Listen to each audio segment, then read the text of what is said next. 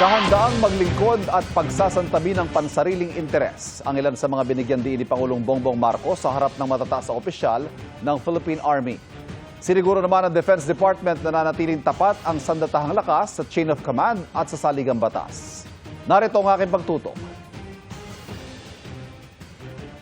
The challenges demand greater adaptability, greater discipline, and further commitment to the nation's security and progress. And yet, through all this, the Philippine Army has never wavered. Pagpuri ito ni Pangulong Bongbong Marcos sa Philippine Army na nagdiwang na ika-128 anibersaryo. Sabi pa ng Pangulo sa kanyang talumpati, kailangan maglingkod ng gobyerno na may integridad sa gitna ng mga isyong kinakaharap ng bansa.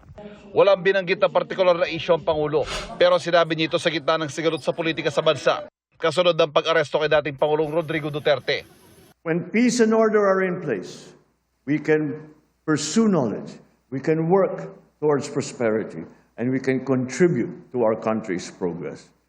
To achieve this, the government must lead by example. We strive for a government that listens, that acts and serves with integrity. That is the only way to rise above adversities and move forward as a people. Ayon sa Pangulo, kailangan ding mas iakma ng Philippine Army ang kanilang kakayahan sa mga nagbabagong hamon. Ang tunay na sukatan ay ang kahandaang isantabi ang sariling interes para mas mataas na layunin.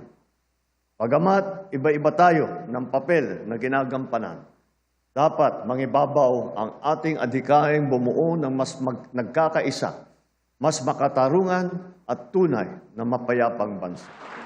Ibinida rin ng Pangulo ang mga benepisyo ng AFP officers at personnel tulad ng pagtaas ng kanilang subsistence allowance, pagsiguro ng liderato ng Philippine Army, nananatili silang handang ipagtanggol ang bansa at protektahan ang ating soberanya mula sa lahat ng banta, mula man sa loob o labas ng bansa.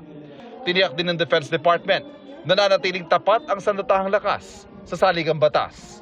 It has never been unsolid, and I have no reason to doubt that they will remain professional and they will follow their duty according to the Constitution, and civilian supremacy remains.